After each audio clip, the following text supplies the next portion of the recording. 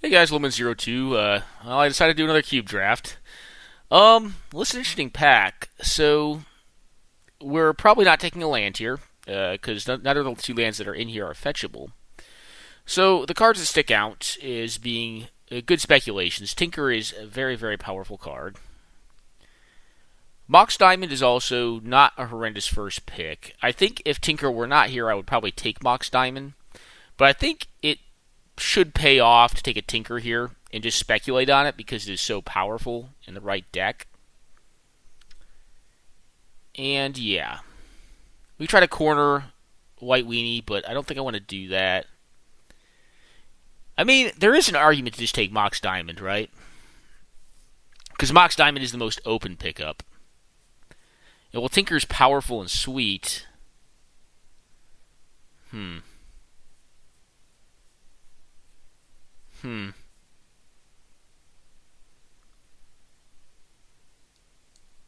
gonna take Mox Diamond here. I actually think it's slightly better, oddly enough. Okay, so Liliana is a very strong card. Of the Veil is like probably my second or first favorite Planeswalker. It's between her and Jason the Mind Sculptor, but I mean they're both just disgusting cards.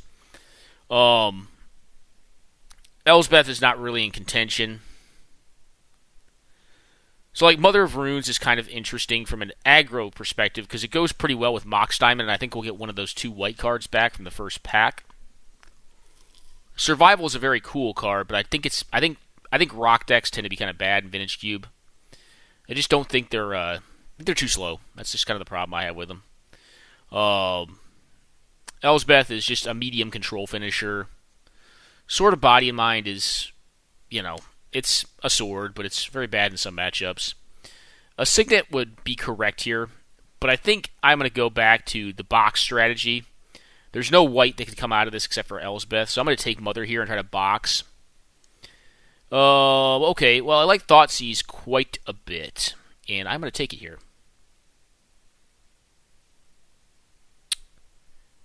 I like it better than Mind Twist, I think. Mind Twist is just, it's a little too all in for me. Alright, well, there's an Emrakul of the Aeon's Torn. Does not go with Tinker, although I am not blind. I saw our last pack. I'm going to take this gentleman. Well, I can take Armageddon, too. This gentleman's going to wheel, right? Yeah, I'll take Geddon. Whatever. Alright, Elsbeth Knight Errant. What is a higher chance of wheeling, her or Kithian? I really want both. I want Mutavault, too.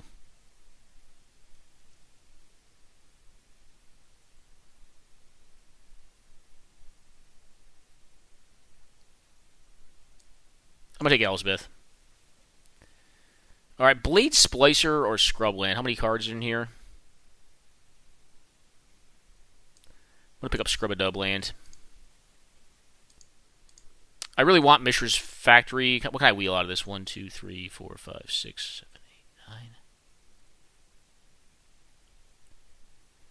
And Flicker Wisp may actually wheel.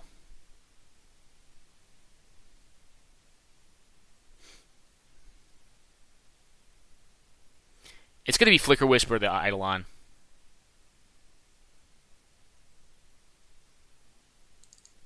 Pick up the Wisp. I don't want to miss out on it. Gideon, Ally of Zendikar. My top end is going to be covered. Arid Mace would be nice for the Scrub-a-Dub land. Fiery Confluence is way too good to be going this late, but what can you do? Alright, Bob or Adanto. What was the other white card in here that could have been taken? Hero Bladehold was taken over Adanto and Bob. I think I'm going to take Adanto for signaling purposes. Alright, Liliana. Was there a white card in this pack? No, this is Mother pack, I think. Take Lodestone. This thing.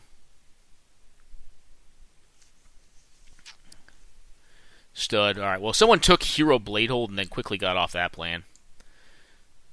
Because I don't know why you would want Hero in your deck over all those other cards. There's plenty of other good cards in there. That's weird. Kithian. Yeah, I'm going to take Kithian over Mutavault. Especially if we're going to play 2-color in this deck. Sorry, guys, we're doing this again. I'm going back to my box strategy, which is like figure out what's open and steal it. Well, twofold. It's note what can wheel, note what is possible to wheel, and then maximize your chances of wheeling the deck and box it in. You know, Because there was no wheelable card in the second pack, alright, Dreadbore's the best card here. I kind of like this. Now we need to fill out the curve. The top end of our curve is set. I don't want any more 4s or 5s or anything like that. I actually have the 4 best cards at the top end. We are not going to get back the Blade Splicer, right? That already passed. That's too bad, but they're better 3s. Special Possession is not a phenomenal 3, but it's a 3 that can be played in this deck.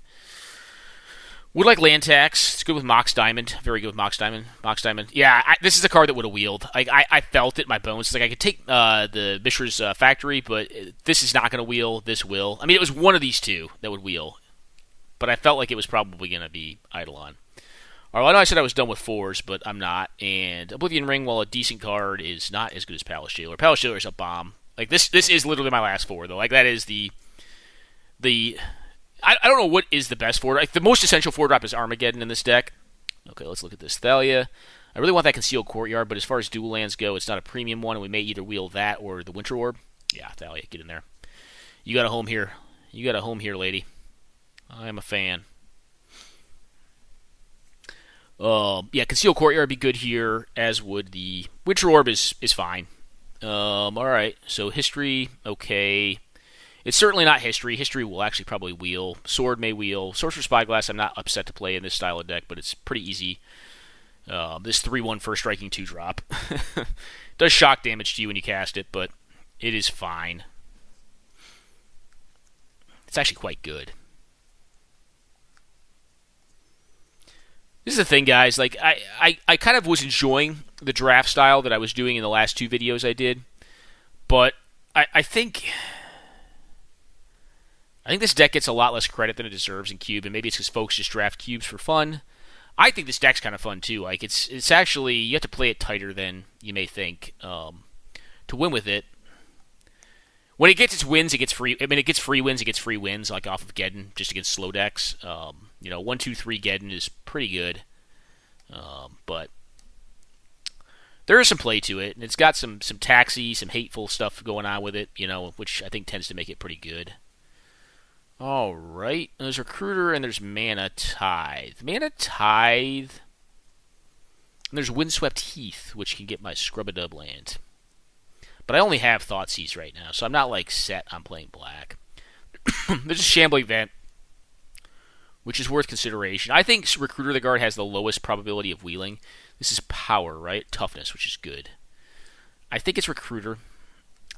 Recruiter is kind of weak from the standpoint that, like, you're paying Grey Ogre price for, like, nobody, but it does get anything. The Banisher Priest has a higher chance of wheeling than the Unexpectedly Absent, and Unexpectedly Absent is my second piece of removal, and I do like this card. It is Memory Lapse for white weenie, basically. You just, you don't even generally pay X for this card, you just pay 2 white and put something on top of their deck that, generally it's like a mana dork, and they're just like, hey, draw that thing again, it's a piece of crap. Pretty easy Nicol Bolas. We could possibly wheel the Disenchant. I mean, we could be greedy and take the Disenchant because we don't have that effect yet, but I think we'll pick up the double white Leonin Relic Warder. Lightning Bolt is notable. It's a very good card. Sword of Worm Piece is medium. Swords just tend to be pretty medium in Cube. You'll play it if you end up with a Stoneforge Mystic, or if you're like a little light on playables, you can play 1. But you gotta look at Swords as 5-drops. Umazao is Jit. You'll pretty much always play in an aggressive deck like this. And if we could pick that up in the 3rd pack, that'd be great. We do want some more 2s. Alright, I'm not a fan of Brightling. Anguish Unmaking is a fine card, but we're going to pick up Rishadenport here, I think. Yeah, I think that's the right pickup. We're not like that playable light right now. We could even play Lodestone Golem if we really had to, but we want to flesh out the bottom part of our curve, and then, Rishport fulfills a pretty solid role in decks like this. Alright, we're not really doing good at finding 2s. We're finding a bunch of 3s, but Silverblade is always welcome in this deck. We definitely want to have this 2 pile get a lot larger here. Is there a playable card in this pack for us? Nykthos is not really that playable. We could take Aurella. We're probably not going to play Gonti. Alright, I'll pick up Aurella, I suppose. I actually got to play with this 2 drafts ago, and it was a pretty cool card. I mean, it's medium, but don't get me wrong, it's not the best of cards, but it did some work. Alright, Concealed Courtyard is fine. In this pack, probably Sorcerer's Spyglass. It's not really the 2-drop you want, but we'll play it in this deck. If we don't get enough playables. If I get Phyrexian Revoker, I'm going to cut this thing in a heartbeat because Phyrexian Revoker actually stops mana abilities too. Whereas this just, this is still good against Planeswalkers like Phyrexian Revokers, but it doesn't attack and it doesn't stop mana. Alright, Mana Tithe did wheel. As to the Shambling Vent, the Fetch Land did not. I will play Mana Tithe in this deck. It is not horrible. Alright, Banisher, yep, as expected. Another 3, though. I am not a big Spectral Pros fan. I'm going to cut it for now. Yep, red deck wins is open. I don't know why folks don't give these decks respect. They're still good in Vintage Cube. They're still very, very good decks. I don't know. So what are we looking for here? More 1-drops, land tax, and 2-drops. And then the deck should be pretty good. We'll probably play the Scrub a Dub land and in the Concealed Courtyard. Alright, Revoker or Bitter Blossom? Bitter Blossom probably has a chance of wheeling. It's not Tangle Wire. I'll pick up the Revoker here. It's a very good taxi card. It has less of a chance of wheeling than the Bitter Blossom does. And this deck may play Bitter Blossom. I mean, it's not a horrible card for this deck. I mean, it's free flyers. Against control, it's a death sentence. And there was this pack. I mean, what would I play here, realistically? Karn? Karn's so bad for this deck. Alright, Timely, I guess. There's the Relic Warder, but I mean, can I get a free pickup here? I'm not going to play any of this other stuff, like Sun Titan's bad. Shelldock Isle, no. Savannah, I mean, earlier in the draft, maybe I'd spec on it, but because I could play some green hate cards, but Leona Relic Warder is what I'm going to get here. I'm not going to wheel anything. The sad thing is I'm not going to wheel anything good out of these packs, unfortunately. But the good news is, we need to just pick up a couple more playables. We have 3 lands in this deck. This is going to be a 15-lander, though. So we're at 22. We ostensibly want like 2 more picks. Okay, well, Soulfire Grandmaster is very marginal. Very, very marginal. I am not a fan of that card. I'm probably just going to pick up the Sword of Feast and Famine. Walking Ballista is medium. With infinite mana, it's a fireball, but I'm going to pick up the sword here, I think, and put it in the sideboard for now. Okay, well, there's land tax. There is Skull Clamp. I'm going to pick up land tax here, though. Probably a Karakas or a Chrome Box. Karakas is probably more correct. Well, I guess we're playing sword. This puts us at, what, 24? With a diamond? I don't really want to play sword main deck. I would rather have like one more dude. One more 2-drop dude would be the best. I mean, one other 1-mana dude would be good too, but I don't have actually a 1, 2, 3 1-drop folks. 1, 2, 3, 4, 5. The low end of this deck is actually kind of hurting. I don't know if it has to do with how the packs were opened or if someone's been sniping them. Like Figure of Destiny, we have not seen. We've not seen. What else goes at 1? Figure is the one that comes to mind the fastest. Yeah, we'll play Scrap Heap Scrounger. It's not a great dude, but it's a dude we can play in this deck, so I'll put it in there. It attacks well. I mean, we are slightly black, so I mean, we can, exile junk out of our graveyard and recurse this dude, so that's kind of cool. We do have Scrubland, Concealed Courtyard, and Mox Diamond to fix for it, and we'll probably play 1 Swamp with land tax. Alright, Legion's Landing or Kitchen Finks. I think crazy enough, I actually like the Legion's Landing a little better than the Finks for this deck. Finks is a really good card, but Legion's Landing is kind of what you want to be. You want to drop something on 1. Like, you want to play something every time on 1, if you can. I mean, you're not always going to be able to do that. And it does have a relevant flip side. I mean, you can make dudes with it, which is not great. It does ramp you a bit, though, which is kind of cool, too. Yeah, it's not great, but it's not horrible either. You don't really want to ramp into Armageddon. You know what I mean? So that aspect can be good. In control matchups, Legion's Landing can be pretty good. I mean, if you get to flip it, that's pretty decent. I mean, the same thing with Kithian. Like, these are both cards that kind of house the inactive decks.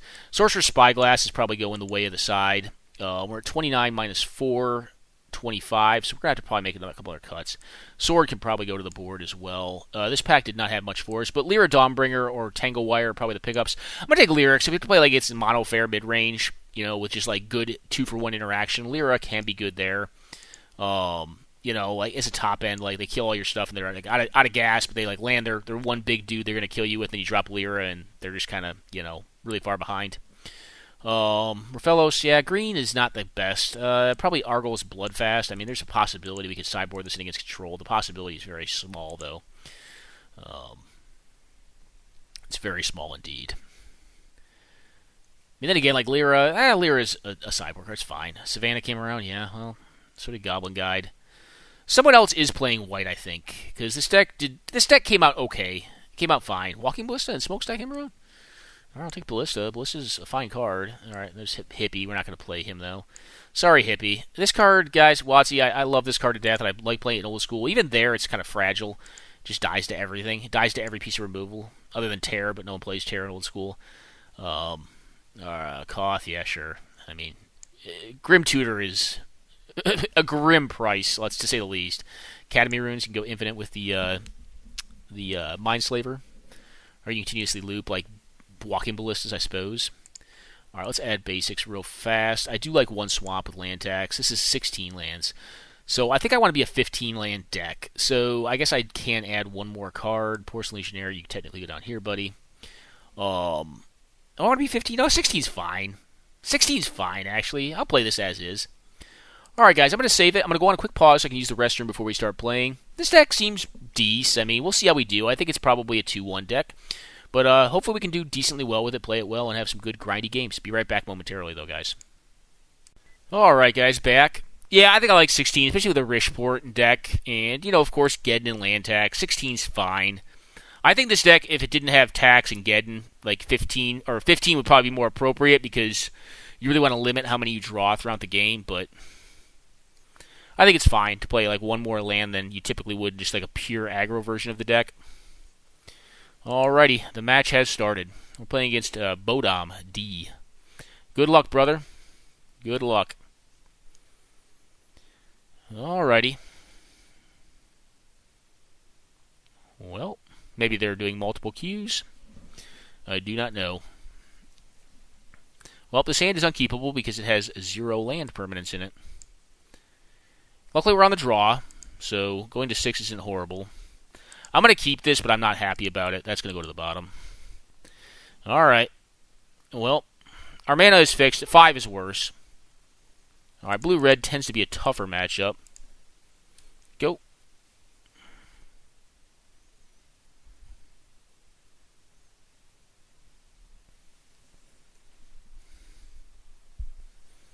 Okay.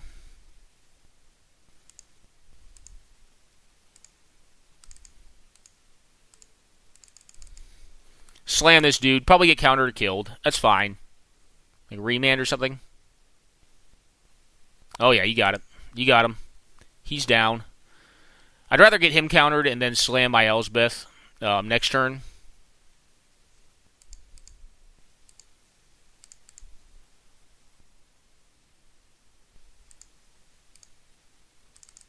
Yeah, I'm going to. If they have like Remand or Miscalc, okay. But they probably wanted to save that, because Elsbeth is a problem for them more than likely. Depends on what they do next turn, but if they play a Planeswalker, they're kind of playing with fire with Elsbeth on the board.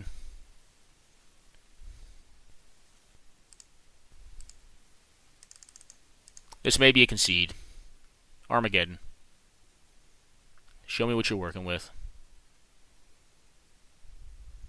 Yep, there you go. That is kind of part of the plan of the deck, and that's, you know, there's not a ton of counter spells in this format. I mean, there are a decent number, but there's not like no deck is like can play draw go completely. Like that's why I think proactivity tends to be promoted in Cube. That's why I think White Weenie's not a terrible deck, especially if you go like a Death and Taxes route, kind of like this, where you have some taxi dudes and some guys that are interactive. Because you know you can't just sit back and just like counter every single spell. It's just not viable. You know, even if you have all of them, you have like what Mana Drain, Counterspell, Miscalc, I believe is in this. Mana Leak, Cryptic, Mystic Confluence, Force of Will, Daze. And those are the ones that come to mind. This hand is keepable on the play. Yep. Or on the draw, rather. It's great with land tax, so they can try to play around it, and I can play a 1-drop, which is good. Alright, Loa, cool.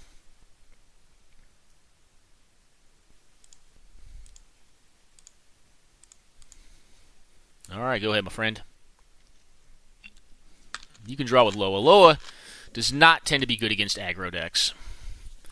Tends to be very, very good against other control decks. It's just game over, really. All right, draw to 8. Well, do you have a Mox, or you should play a land? Land go. All right.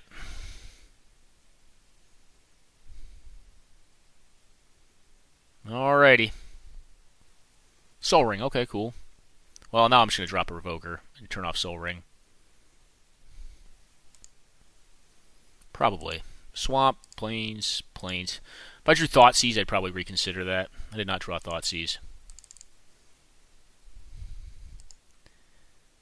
Another option is this. You know what? I'm just going to play this guy out and leave up Mana Tithe. Cool.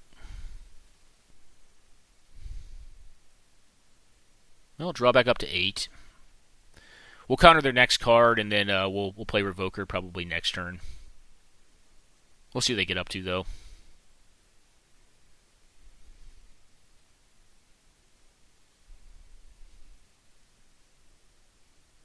I do not think they can afford to play around tax, especially if they want to keep on Loa plan. They should be discarding a bunch. Yep, draw your card. That is cool.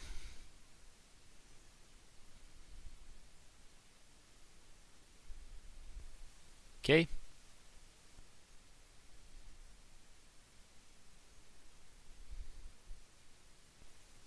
Alrighty.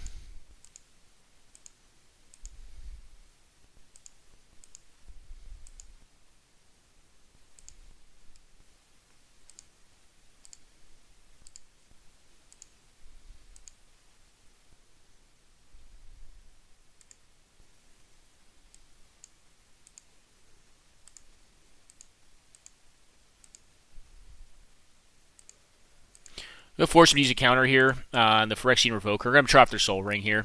And if they want to mana leak it, they can mana leak it, but that means that they're not mana leaking my 4-drops, which are pretty good.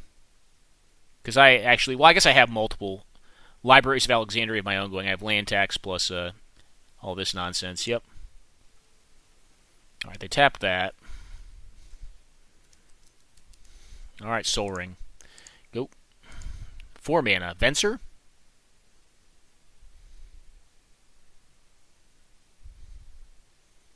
Venser is what comes to mind. Alright, Thirst for Knowledge. Brainstorm, okay. You got it, man. Do some blue nonsense here.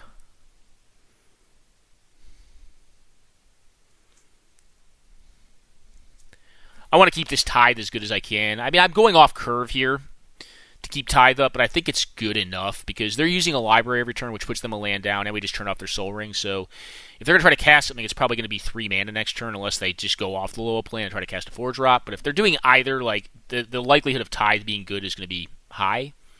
So we could Tithe their next play and then drop a Gideon or drop a Jailer. Probably drop a Gideon and wait for them to like play a threat out and then Palace Jailer their threat. Like they basically put them in a situation where they need to tap out every turn to keep pace with us because we're beating the life out of them. All right, so they're brainstorming and tanking pretty hard on it. Okay. Alrighty. I'm going to use that mana.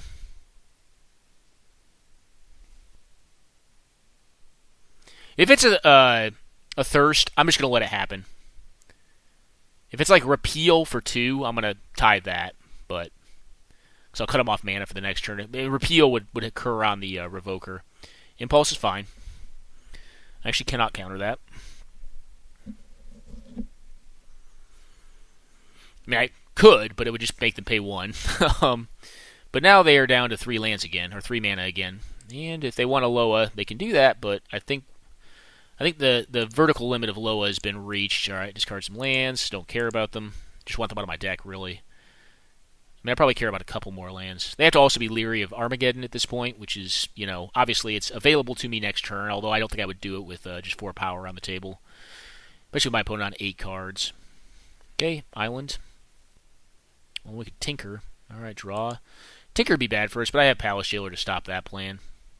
I probably would Mana Tithe the Tinker, just to force them to tap down an additional blue mana, so that they could not counter my Palace Jailer with Mana Leak that we've seen. Obviously, Daze or Force of Will would still do it. Spell Pierce is also in the queue, but that doesn't work on critters, so I probably would tie the... Alright, what do we got? Oh, never mind. I'm being stupid. They have Soul Ring that's locked out by Phyrexian Revoker. If they tinker, I'm just going to Tithe and like just demolish them with Tithe. So what do we got? 3 mana. Yeah, no, I think I'm good. I think I'm good on that, man. I'm not about that life. I'm going to stop that just so I can slam a Gideon next turn, make a 2/2, and just say, hey, have it. If they have days, they're bouncing a land. That's fine, I think.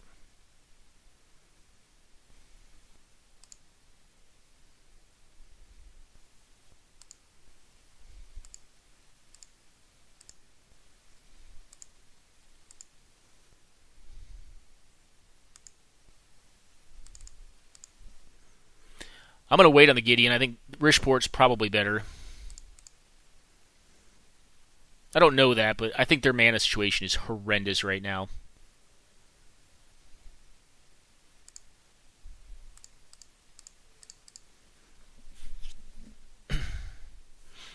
I don't really care how many cards they have, I don't think. I've actually beaten them on cards, technically. I mean, I have 20 left in my deck, and they're probably all better than...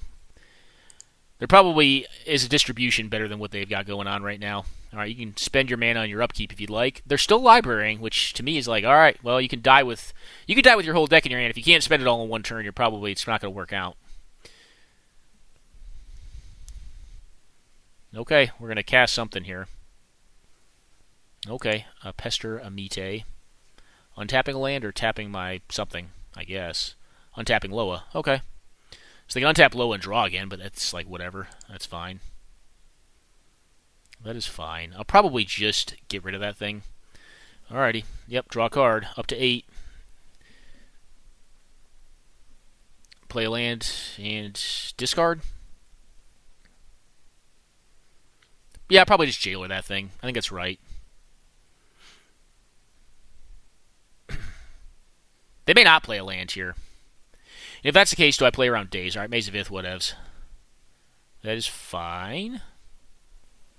That's finesies. So they have a land that doesn't tap for mana, and they have a land that they're just habitually drawing cards with and discarding off of now. I'm feeling good. Feeling pretty good. I mean, obviously, anything could happen in Vintage Cube. There's bad stuff that can happen in Vintage Cube to fair decks like my own.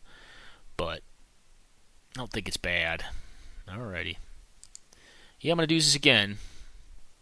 I mean, getting at any point in time probably wins me the game. Alright, I'm out of basics. Alrighty.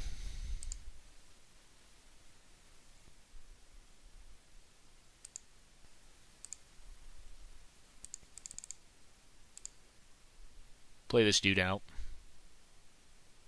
Yeah, Force of Will. Daisy's not going to do it, so it's Force of Will or bust.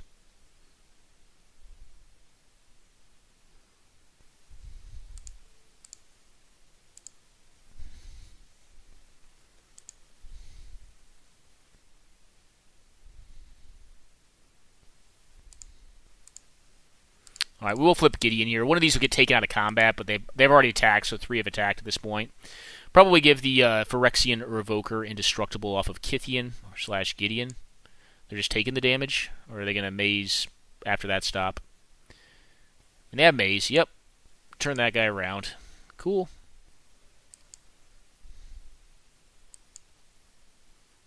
Okay.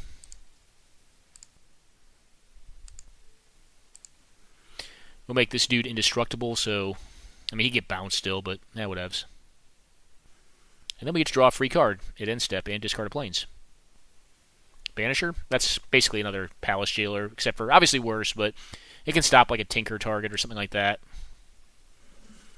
Mono counterspells and like cards in hand. I mean, I don't know what they have. Maybe they are a Tinker deck of some sort, but they basically missed a land drop last turn with Maze. Maze does, like, you know, kind of house some of our control options, but could they steal the Monarchy this turn? It's possible. Let's turn off auto yields here. I am F6ing. I should not be. Alright, this is Zealous Conscripts, I assume. Oh, Bribery? Yeah, whatevs. I'm trying to think if Bribery actually gets me in any way, shape, or form. I don't think it does. Bribery's actually actively bad, right? Like, what do they get with Bribery? Like, Bribery's really bad against me. Yeah, I'm trying to think of, like, what they can get. It's just really horrible. Because I'll just Banish or Priest their thing, Rishport their Maze, and kill them? Okay, seems good. What? Like, do I have a good creature? No, I really don't. And then if the Banisher dies, I even get my thing back. Eee.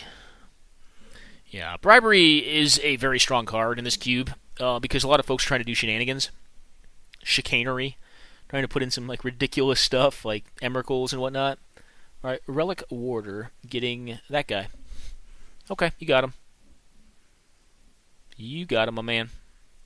And we have for 5 plus 4 down to, yeah, pretty low, but not quite lethal next turn. We have a draw step, though. You got it. You got him. He's been Relic Warded. All right. There are no basics left in my deck, my friend. Nope.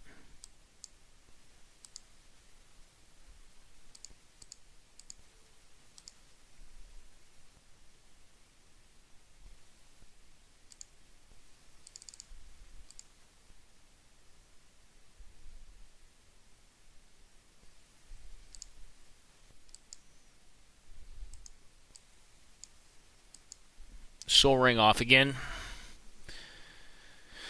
Soul Ring down.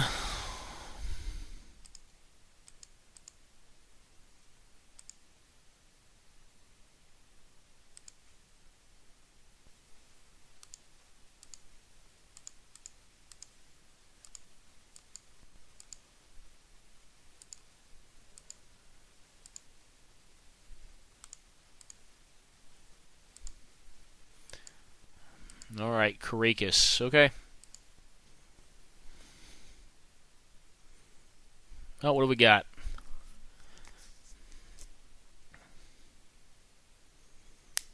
I have an Anthem next turn. Like, Inferno Titan would be pretty good, but I don't think Inferno Titan even does it here. Does it? No, it doesn't.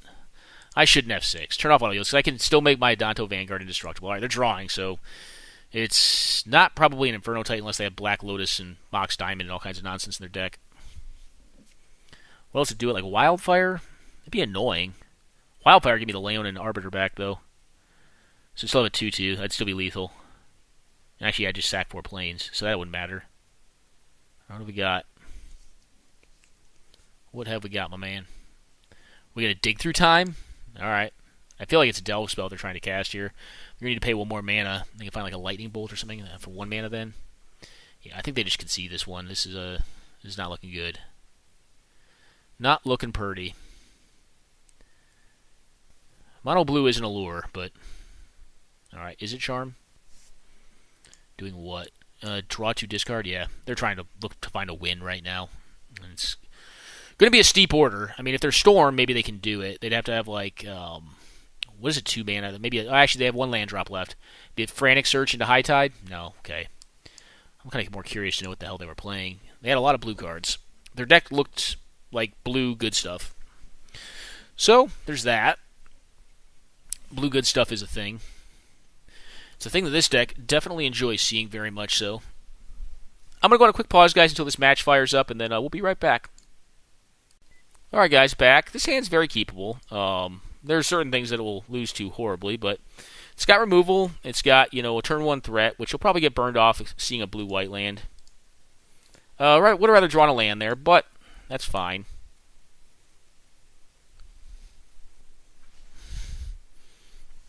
Alrighty. So, Kithian, go. Do want to draw a land next turn very badly. Alright, Jeskai stuff. Alright, Banisher, pretty poor draw. Get in there, Kithian.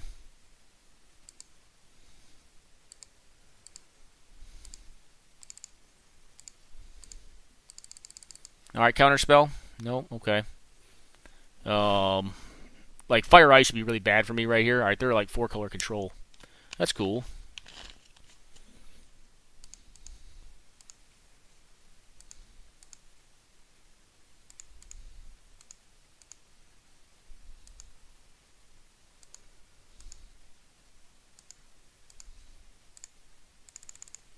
I think here we take a creature out of our deck, increase the probability of drawing a land next turn so we can play Gideon. Because the chances they're on a Wrath draw here is pretty high, I feel like. Palace Jailer's a pretty good one. I like Jailer. I feel like they're probably on a Wrath, so I think Recruiter's more intelligent here. And Palace Jailer is a big problem to deal with. So is Gideon. Bramaz is a bigger problem. If they have Stone Nothing, I think Bermaz is fine, but we don't know they have Stone Nothing, and then they probably have like a Damnation or something along those lines. That's fine. That's why I played Recruiter. Yep, see, that's why we do it, right?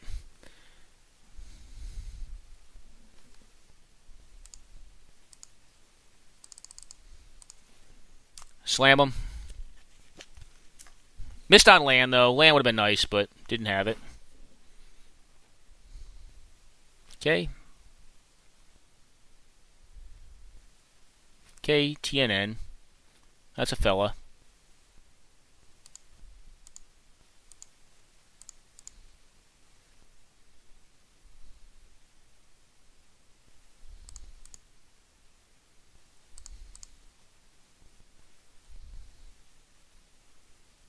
Okay, go.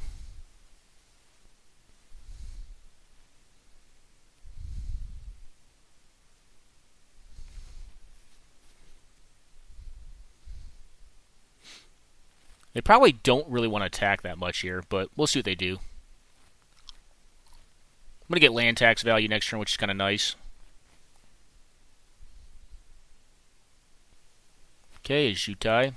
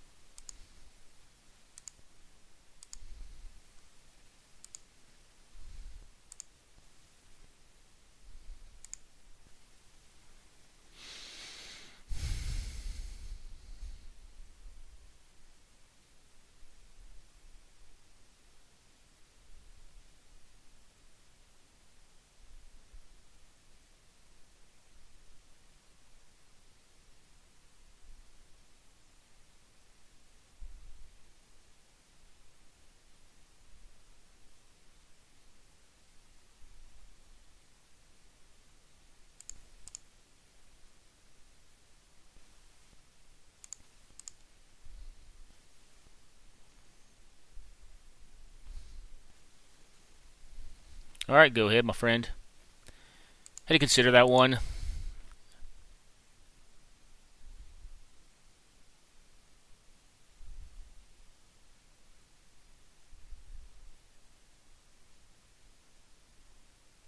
I am telling you I have removal. Well, I mean, I guess they know I have Palace Jailer, but Palace Jailer cannot target either of these.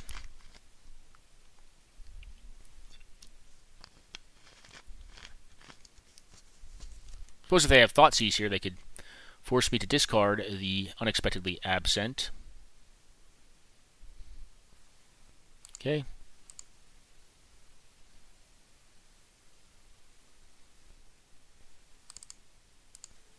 Redraw it.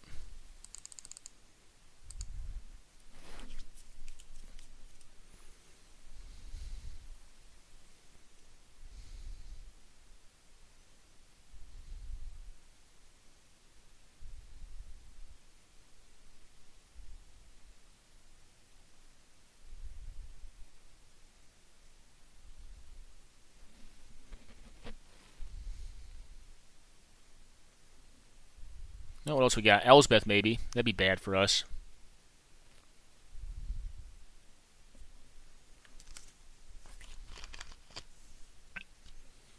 Alrighty.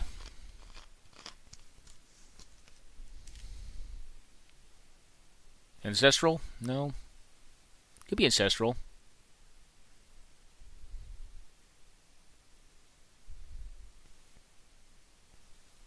Okay, Balance. Cool. Sacking a lot of lands there. Down to 4, I suppose. I don't mind ditching cards out of my hand. I mean, it's... Alright, this one and this one. Done. Done. Okay. Discard. Okay. Cool, we got it.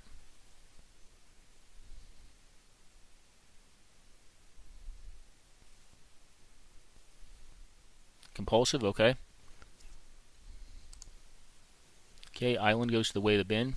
They don't attack.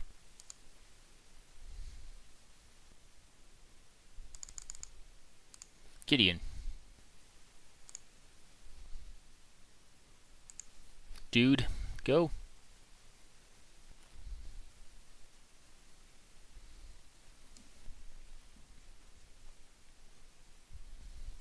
Okay.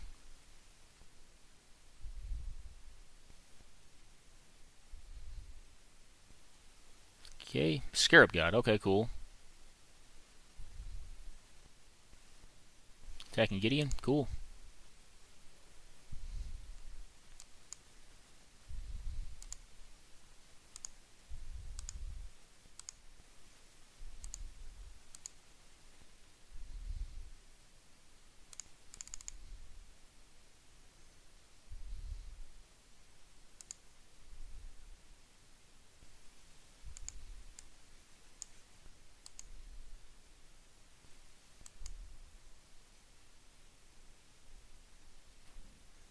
I don't think we play another land here. I could have gotten Dazed there. Actually, I can't get Dazed there. I know exactly what's in their hand, I think.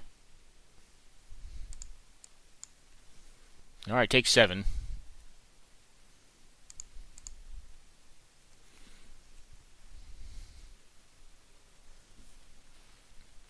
Alright, Concealed Courtyard, not a great draw, but that's alright.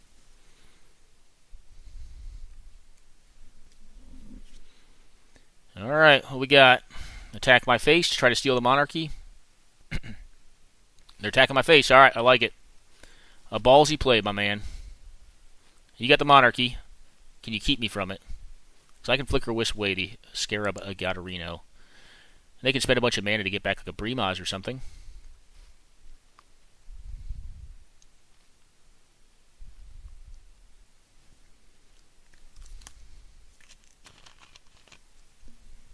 Alright.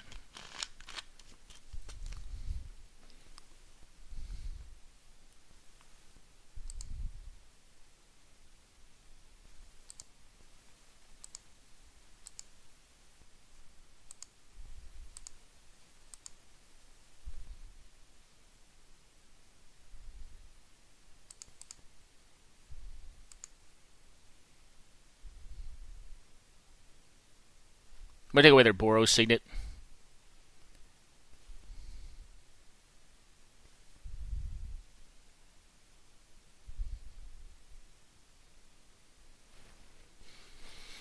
Okay.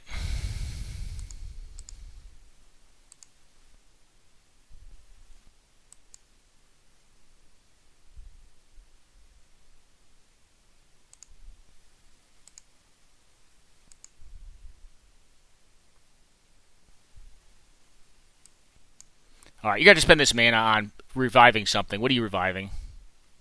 Alright, the Banisher. Alright, what do you take?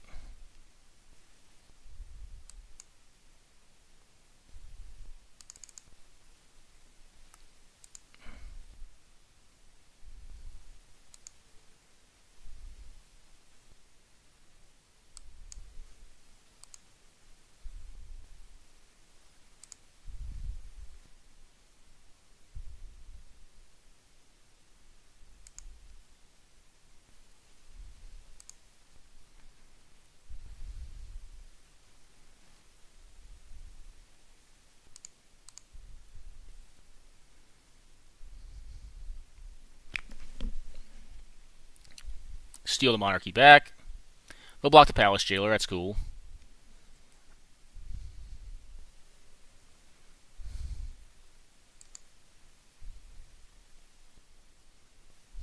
Alright, Rishport. Cool.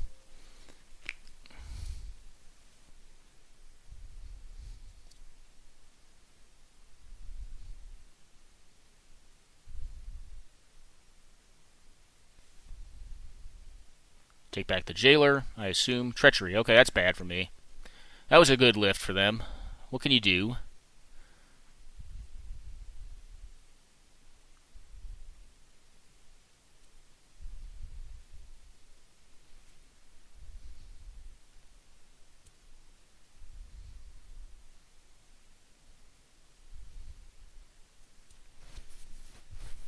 Oh, they didn't untap? Oops.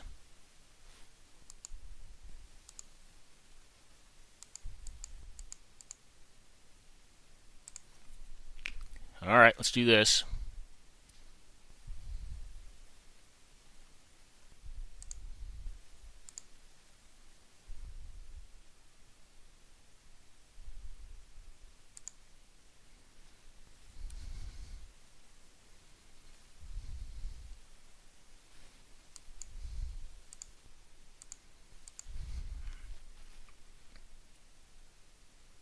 Well, they can knock the Gideon out. Alright, yep, they're done. I think they misplayed that one by not untapping, though. Maybe they just don't understand the UI of that card. Sorcerer's Spyglass is good against that thing. Good against the black half of their deck. With the sword. Honestly, I think it's just a good matchup in general, though. I should have resub it.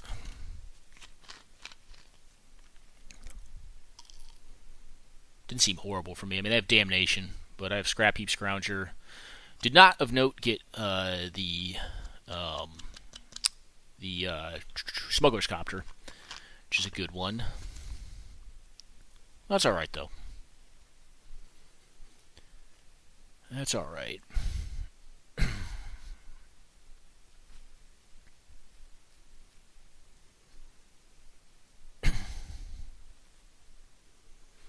The Scarab Guide is legendary, so Caracas rather, is actually not bad.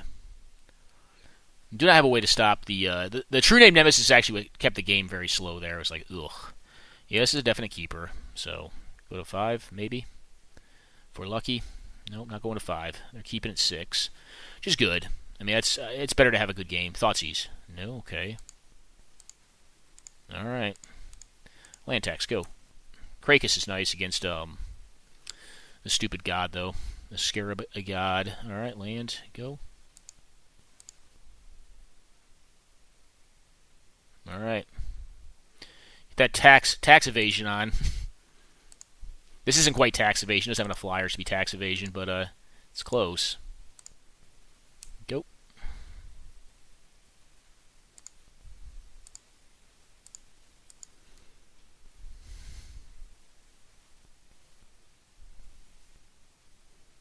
Okay.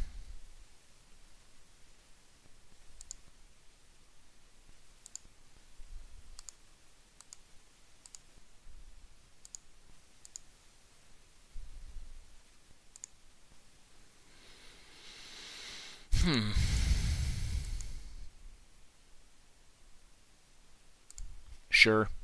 I guess I could have done Wisp and then flickered the land. That was actually probably better. Yep. Yep. Yeah, it was better to flicker the land and then play this on another turn with Caracas available, but that's fine. What are you going to do? Sometimes you mess up. That was a mess up on my part, though. Alright, Coalition Relic. I don't think matters unless they used to kill my thing this turn.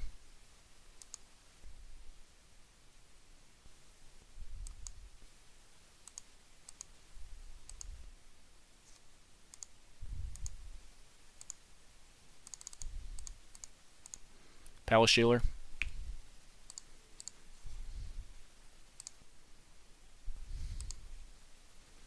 Just keep them out of blockers. Of note, though, actually, this thing has Vigilance, so the cat. So we can block the wall, or the Needle Spires.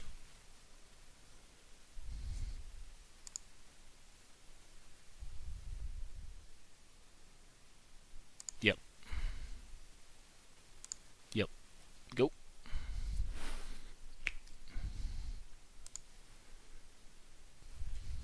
Alright, Damnation, or something. That's fine, I think. Scarab God.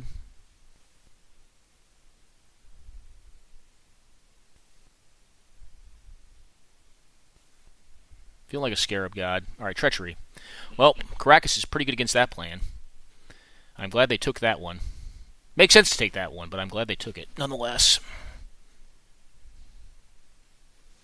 Interesting that they tapped the Coalition Relic to do that, as opposed to the Needle Spires, because they can't untap the Coalition Relic now. That's interesting play. So I guess they don't need all that mana. They're just gonna. What? They can't animation here. That'd be bad. All right. Do I have any more lands left? Yeah, I'll take my last one. Cool.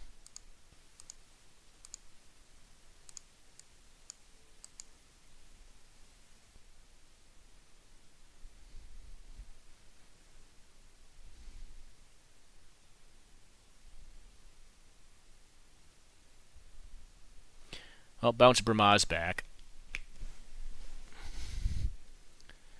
Deck is really getting to do its thing right now. Flicker Wisp.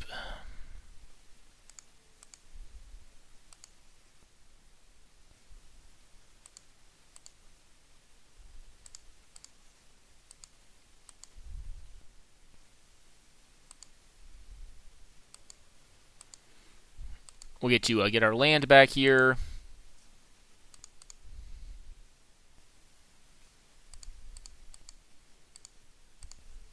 Bounce their coalition relic to the top of their deck so they draw it next turn, which is just god awful. And draw a card. And go up to a lot of cards in hand. Discard a land here. Possibly despite my better interest because I am out of lands in deck, so alright, yeah, whatever. That's fine. I still obviously have critters, so I'm damnated. I have been equivocally and completely damned. That is fine.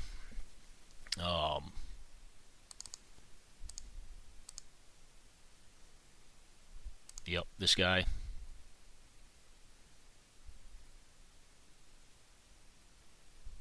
They may just concede to this. I am so ahead on cards, it's not even funny. Make a dude.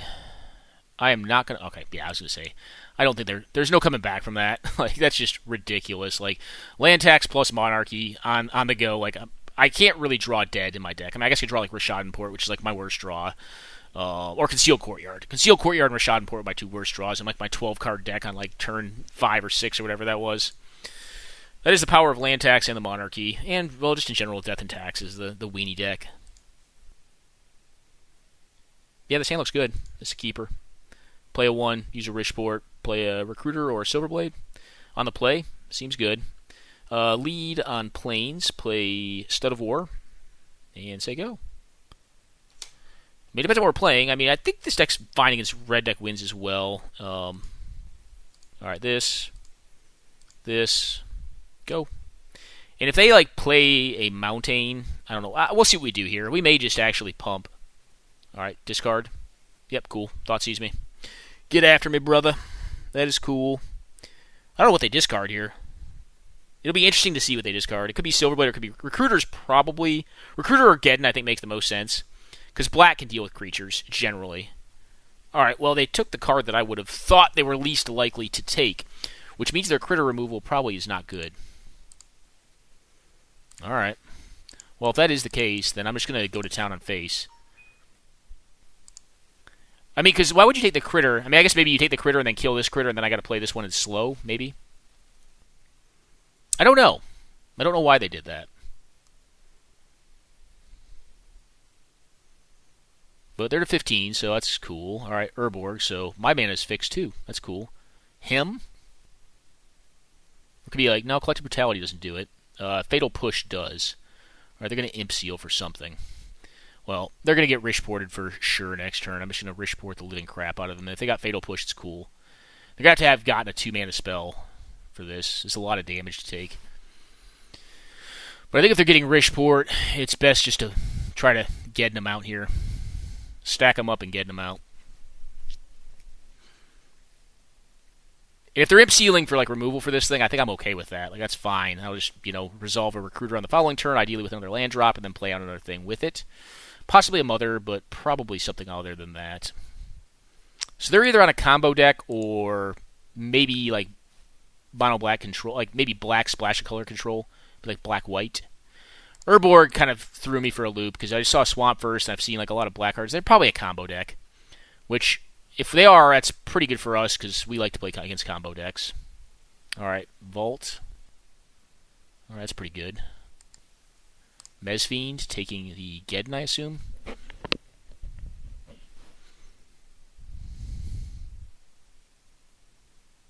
Oh, what do you take? Geddon, yep. Okay. Alright.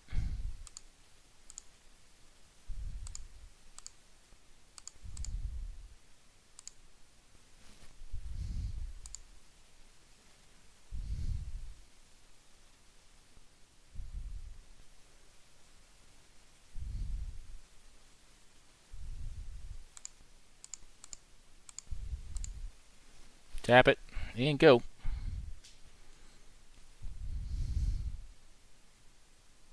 We're going to win the flip, lost the flip. Alright, cool.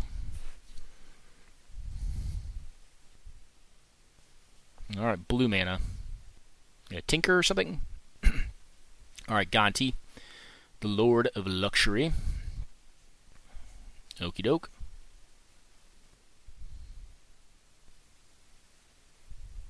Alright, I'll get hit.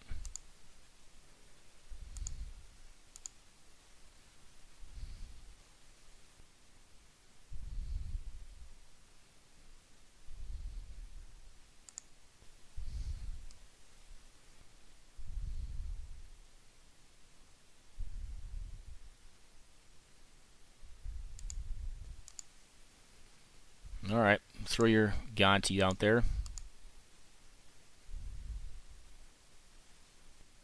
You're taking? Alright.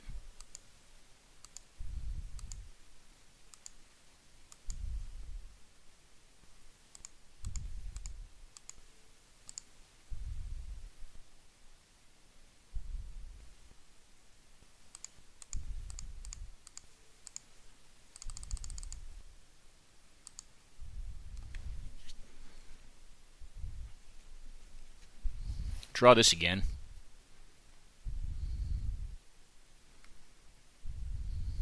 After you hopefully take damage off of it.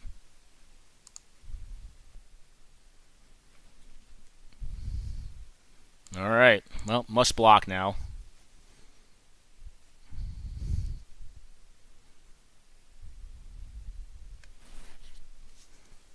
Can you realistically replay it? I don't think so. Alright, Flickerino.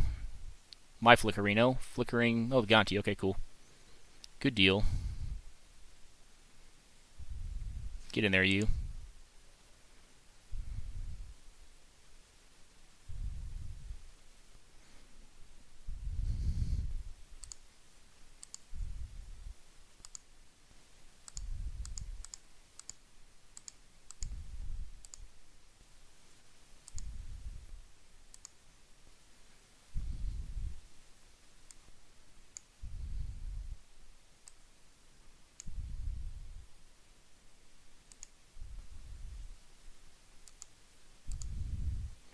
Can double block with both of the dudes over there.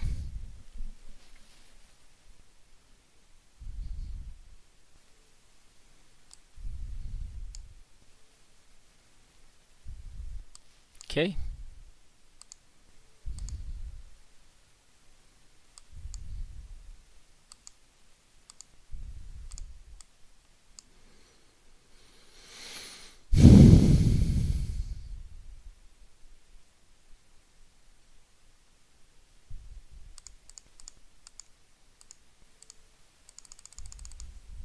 Alright, go nuts.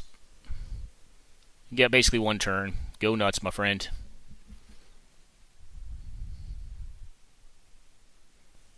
Okay, can't fetch for that, but you can use it for mana. But 2 blue is impossible here. Okay, Mother of Runes. Okay, cool.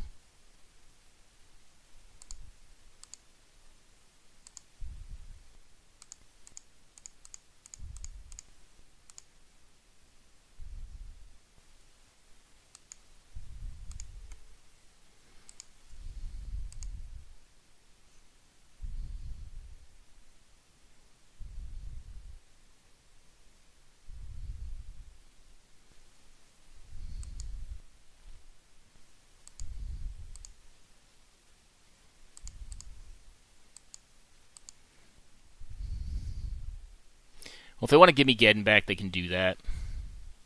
Okay. Okay. Yep, got Geddon. I don't really care if they attack me because I just get Mother of Runes back, right? Okay. Land, cool.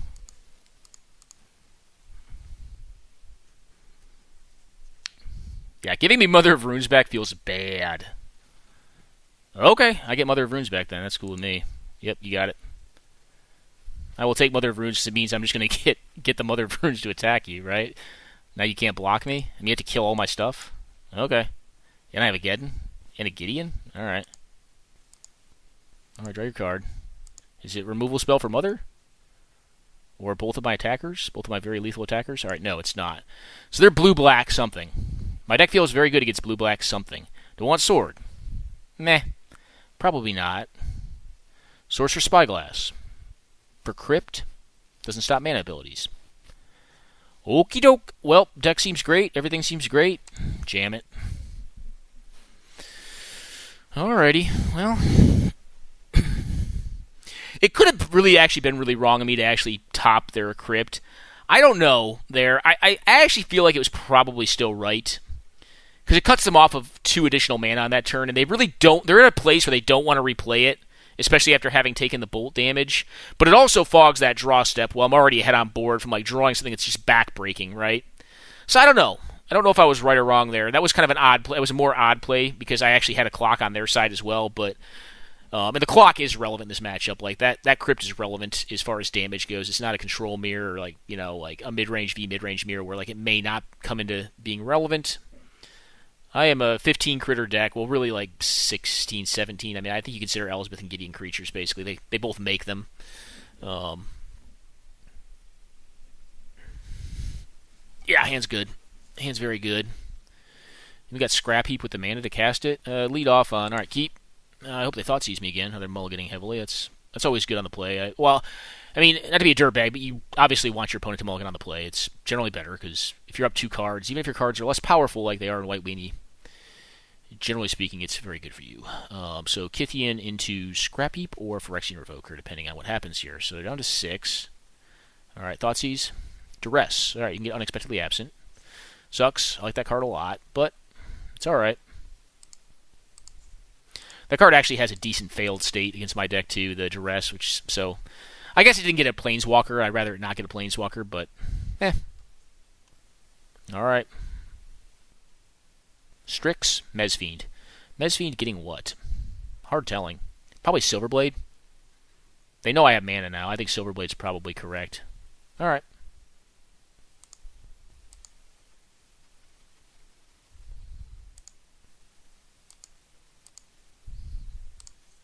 I'll trade here. If they want to trade here, I think I'm fine trading. All right.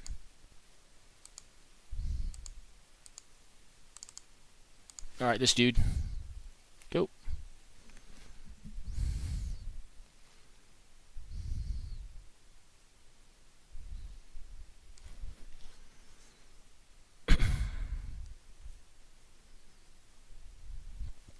Alrighty. Alright, Putrid Imp. Oh, they have Reanimator package?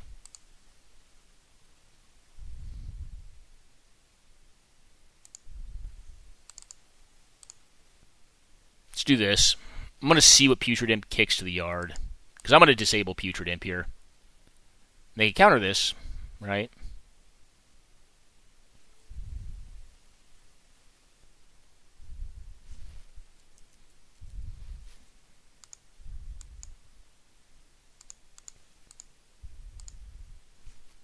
Alrighty.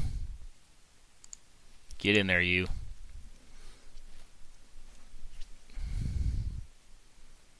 Alright, Field of Ruin. They're going to use it here? No, they're going to play a Looter Ilkor.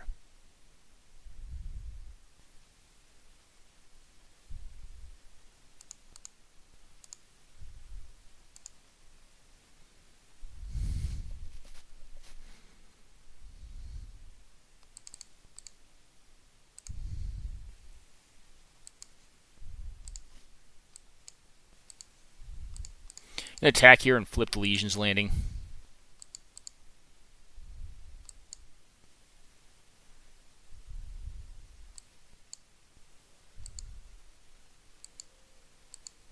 And I got Geddon available next turn. So unless we get reanimated on here, we should be okay. Alright, get in there. Don't reanimate me one time. I can't block it. Looter Core is unblockable. Gristlebrand.